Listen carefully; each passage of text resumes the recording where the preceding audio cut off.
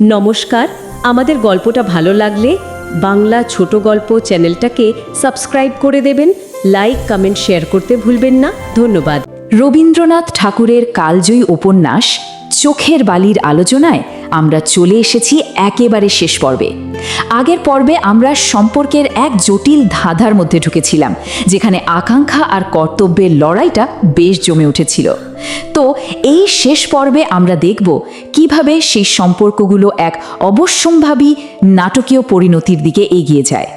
চলুন তো চট করে একবার মনে করে নিই আমরা গল্পটাকে কোথায় ছেড়ে এসেছিলাম।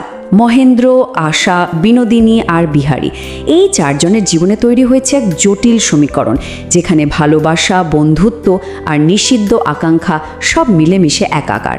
আর এই সম্পর্কের টানাপোড়েনই কিন্তু গল্পটাকে একটা ভয়াবহ সংকটের মুখে দাঁড় করিয়ে দিয়েছে। আজকের এই শেষ পর্বে আমরা দেখব গল্পের নাটকীয় ক্লাইম্যাক্সটা ঠিক কী ছিল, আর এই চরিত্রগুলোর জীবনের উপর তার কি করুণ প্রভাব পড়ল। দেখব তাদের নেওয়া এক একটা সিদ্ধান্ত শেষ পর্যন্ত তাদের কোথায় নিয়ে গিয়ে ফেলল। আচ্ছা, তাহলে আর দেরি না করে গল্পের গভীরে ঢোকা যাক।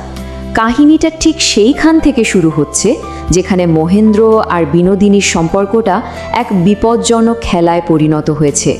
মানে দুজনের মধ্যে এমন এক অসহনীয় উত্তেজনা তৈরি হয়েছে যা যে কোনো মুহূর্তে ভেঙে পড়তে পারে। এখানে মহেন্দ্র আর বিনোদিনীর মধ্যেকার মনস্তাত্ত্বিক খেলাটা কিন্তু বেশ মজার। একদিকে দেখুন, মহেন্দ্র তার আবেগে পুরোপুরি ভেসে যাচ্ছে, নিজের ওপর কোনো নিয়ন্ত্রণই নেই। আর অন্যদিকে বিনোদিনী, সমাজের চোখে যে কিনা সবচেয়ে দুর্বল, সেই কিন্তু ঠান্ডা মাথায় পুরো পরিস্থিতিটা নিয়ন্ত্রণ করছে। কখনো মহেন্দ্রকে প্রশ্রয় দিচ্ছে, তো পর মুহূর্তে আবার তাকে দূরে ঠেলে দিচ্ছে। আর ঠিক এমনি এক চরম মুহূর্তে যখন মহেন্দ্র একেবারে মরিয়া হয়ে বিনোদিনীর পা জড়িয়ে ধরেছে, ঠিক তখনই তারা এমন একজনের সামনে ধরা পড়ে যায় যার বিচারকে তারা সবচেয়ে বেশি ভয় পায়, আর সে হলো বিহারী। বিহারীর গলাটা একদম শান্ত, কিন্তু তার কথার মধ্যে যেন হতাশার আগুন ঝরছে। সে নিজের চোখে এই বিশ্বাসঘাতকতাটা দেখে ফেলে, আর মহেন্দ্রের সাথে তার এতদিনের গভীর বন্ধুত্ব এক মুহূর্তে কাঁচের মতো ভেঙে চুরমার হয়ে যায়। এবার আমরা গল্পের সেই অংশে চলে এসেছি যেটা এক কথায় গল্পের মোড় ঘুরিয়ে দেয়। একটা চিঠি যার কালি দিয়ে লেখা শব্দগুলো যে কোনো ধারালো অস্ত্রের চেয়েও বেশি আঘাত করার ক্ষমতা রাখে। আর এই একটা চিঠি চারটে জীবনকে পুরোপুরি ওলটপালট করে দেয়। কাশি থেকে সদ্য ফিরে আসা আশা মহেন্দ্রের জামাকাপড় গোছাতে গিয়ে এমন একটা জিনিস খুঁজে পায় যা তার সরল বিশ্বাসের গোটা দুনিয়াটাকেই চিরদিনের জন্য ভেঙে গুঁড়িয়ে দেবে।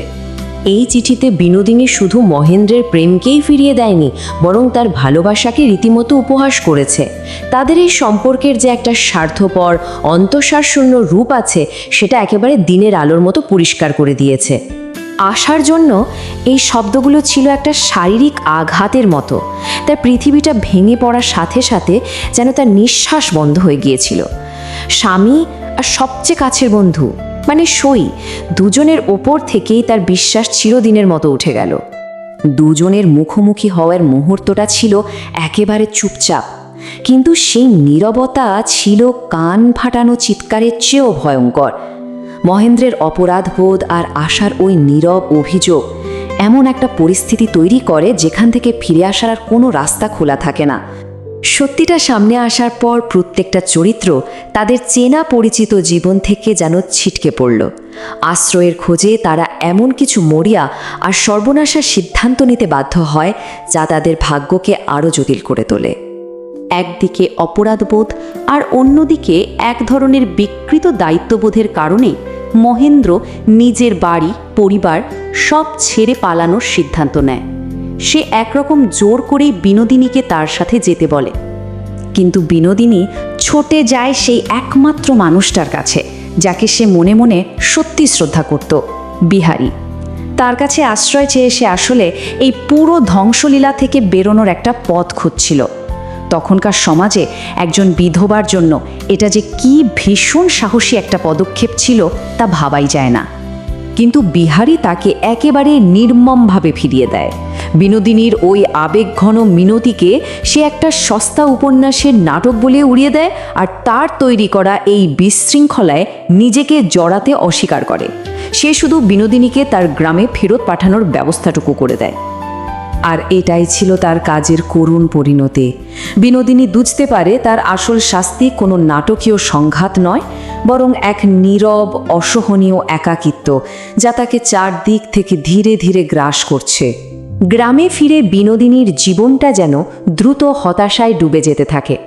তার জন্য বিহারীর এই নীরবতাটা গ্রামের লোকের প্রকাশ্য নিন্দার চেয়েও অনেক বেশি কষ্টদায়ক ছিল। এই একাকিত্বটাই যেন তার সবচেয়ে বড় শাস্তি হয়ে দাঁড়ায়। ঠিক যখন সে একেবারে ভেঙে পড়েছে, তখন সেখানে এসে হাজির হয় মহেন্দ্র। প্রায় অপ্রকৃতিস্থ মহেন্দ্র তাকে লোকনিন্দা থেকে উদ্ধার করার নামে একরকম জোর করে এক সর্বনাশা পলায়নের পথে নিয়ে যায়, আর এই ঘটনায় দুজনের ভাগ্যকে চিরদিনের মতো শেষ করে দেয়। গল্পের একেবারে শেষে এসে আমরা দেখি কিভাবে প্রত্যেকটা চরিত্রের নেওয়া সিদ্ধান্তগুলো তাদের প্রত্যেককে এক ব্যক্তিগত নির্বাসনে ঠেলে দিয়েছে, যেখানে তারা সবাই একা আর সবাই পরাজিত। যে বন্ধুত্ব দিয়ে এই গল্পের শুরু হয়েছিল, তা শেষ হয় এক করুণ আর হিংসাত্মক সংঘাতের মধ্যে দিয়ে। মহেন্দ্র তার অতীতের সুখের শেষ চিহ্নটুকুও নিজের পায়ে পিষে নষ্ট করে দেয়, আর বিহারীর সাথে তার শেষ সম্পর্কটুকুও ছিঁড়ে ফেলে।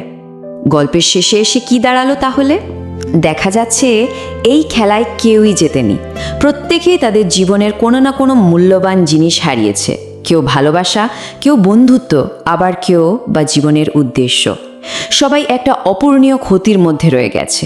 চোখের বালি আসলে শুধু একটা প্রেমের গল্প নয়, এটা মানুষের জটিল মন, তার আকাঙ্ক্ষা আর তার পরিণতির এক চিরন্তন আর করুণ আখ্যান, যা আমাদের আবেগ আর ধ্বংসের মধ্যেকার ওই সূক্ষ্ম রেখাটা নিয়ে বারবার ভাবতে বাধ্য করে।